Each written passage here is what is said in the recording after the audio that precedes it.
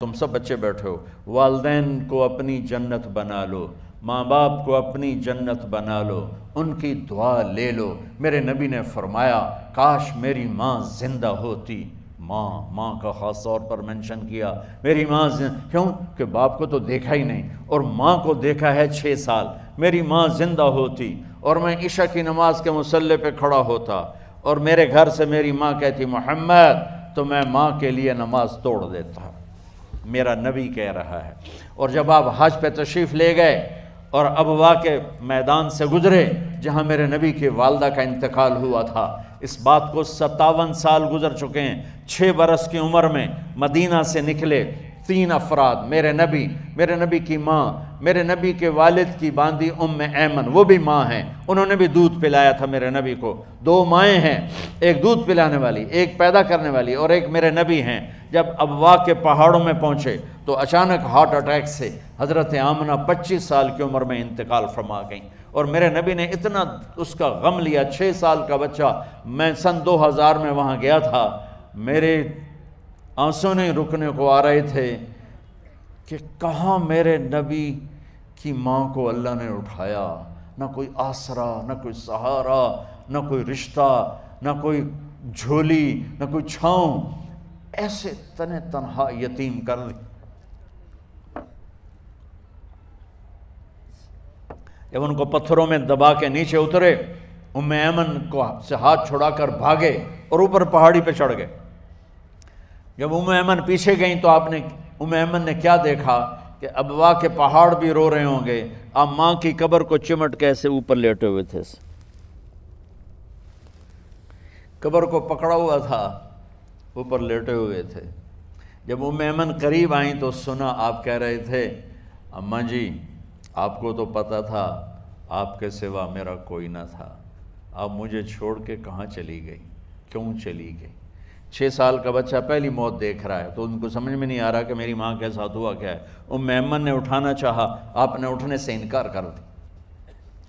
اس صدمے کو سینے میں لیے ہوئے 57 سال کے بعد، 7ویں دن بندہ رو نہیں سکتا، رونا ہی چاہے تو رونا نہیں آمدا، 57 سال کے بعد آپ اس وادی سے گزرے، اپنے اونٹنی کو ماں کی قبر کی طرف موڑ دیا، اور ان پلرز کو 3 گنا کرو تو وہ پہاڑ بنتا ہے، چھوٹی پہاڑی تھی۔ اونٹنی کو نیچے بٹھایا، اوپر پہاڑ پر گئے، اور یہ مجھے دیکھو، یوں آپ نے گھٹنے کھڑے کیے ماں کی قبر کے سرانے، اور یہ ہاتھ یہاں رکھے اور پھر سر دیا اپنے گھٹنوں میں یوں، پھر رونا شروع کیا۔ اتنا روئے، اپریل کا مہینہ تھا، دھوپ سر پہ پڑ رہی تھی، ہم تو ٹھنڈی دھوپ میں بیٹھے ہیں، شدید دھوپ میں بیٹھے تھے، اور اس کنڈیشن میں یہ بچوں کا سٹائل ہوتا ہے، جب لمبا رونا ہو تو وہ یوں بیٹھتے ہیں سر اندر دے کر۔ اتنا روئے کہ آپ کی داڑھی ساری آنسوں سے بھر گئی، سینہ تر ہو گیا، احرام تر ہو گیا، اور کئی گھنٹے بیٹھ کے روتے رہے۔ 2 جہان کے سردار ہو کر تمنا کر رہے ہیں کاش اماں تو زندہ ہوتی، تو مجھے کہتی محمد میں تیرے لیے نماز توڑ دیتا۔ اور میرے نبی نے، یہ بچیاں غور سے سنو، میرے نبی سے پوچھا گیا یا رسول اللہ قیامت کب آئے گی؟ آپ نے فرمایا یہ تو اللہ کو پتہ ہے۔ میں نے کہا یا رسول اللہ کوئی نشانی بتا دیں، تو آپ نے فرمایا جب بچیاں ماؤں کو ذلیل کریں گی تو قیامت آ جائے۔ جب بیٹیاں ماؤں کے ساتھ بدتمیزی کریں گی اور ماؤں کو ذلیل کریں گی تو قیامت آ جائے گی۔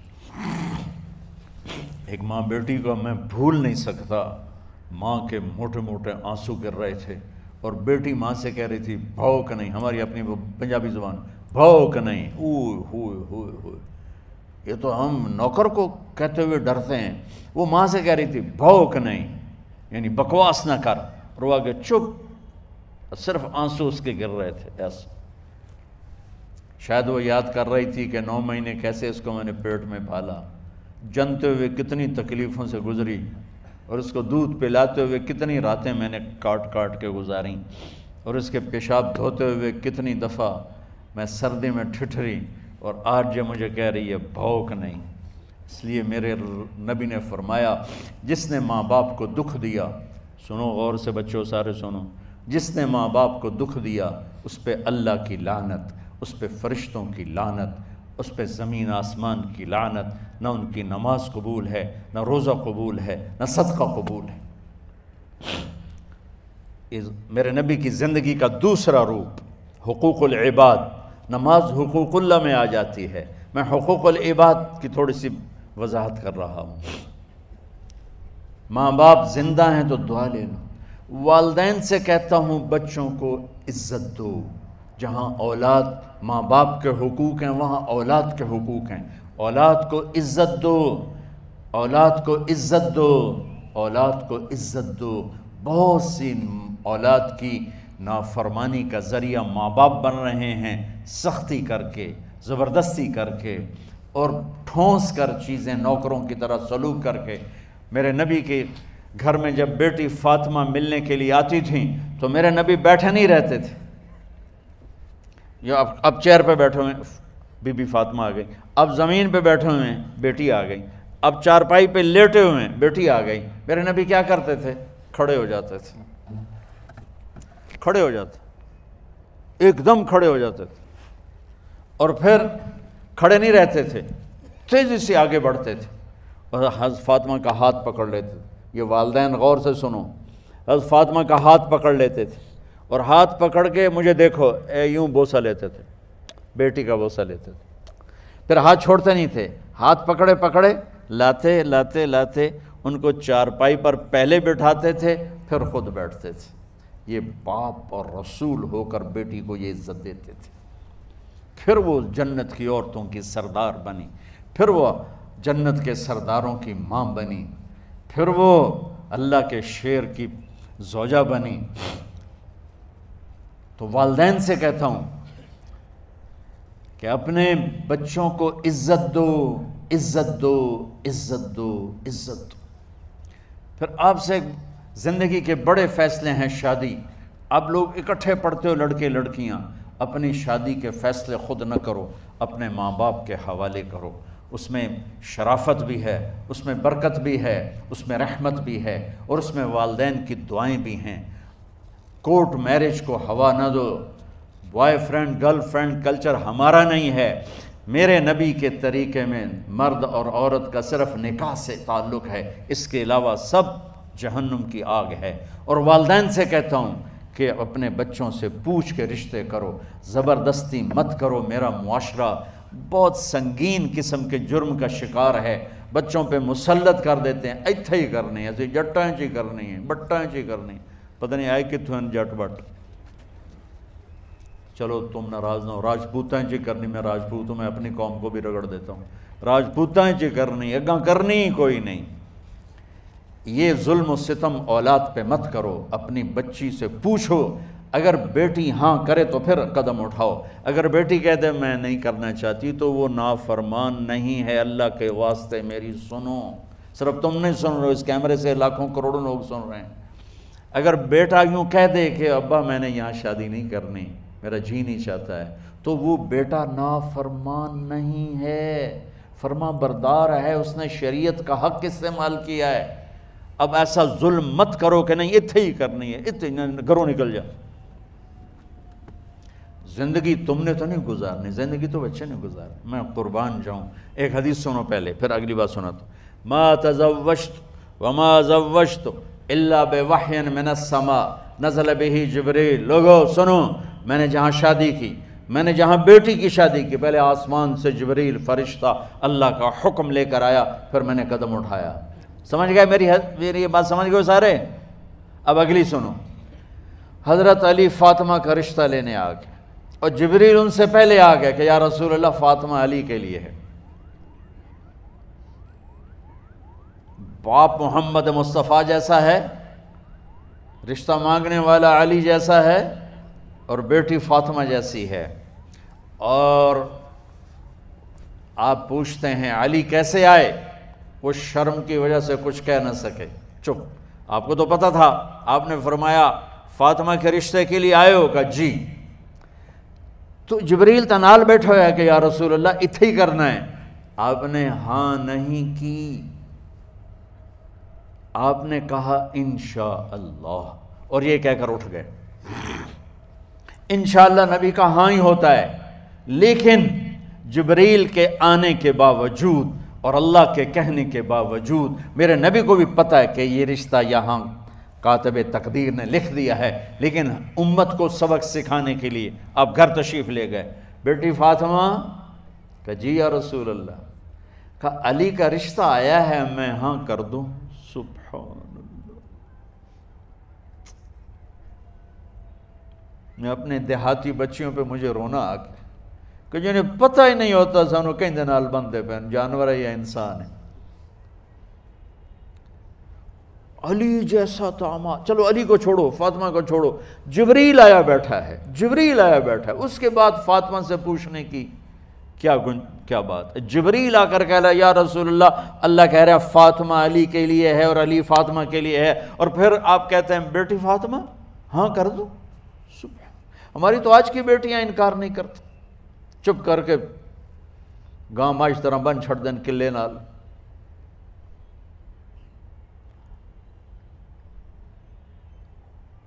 کوئی ان کے اندر کے جذبات کو سننے والا کوئی نہیں ہوتا، اپنی انانیت پر یہ فیصلے کرتے ہیں، اور میرا نبی کہہ رہا ہے بیٹی ہاں کر دو۔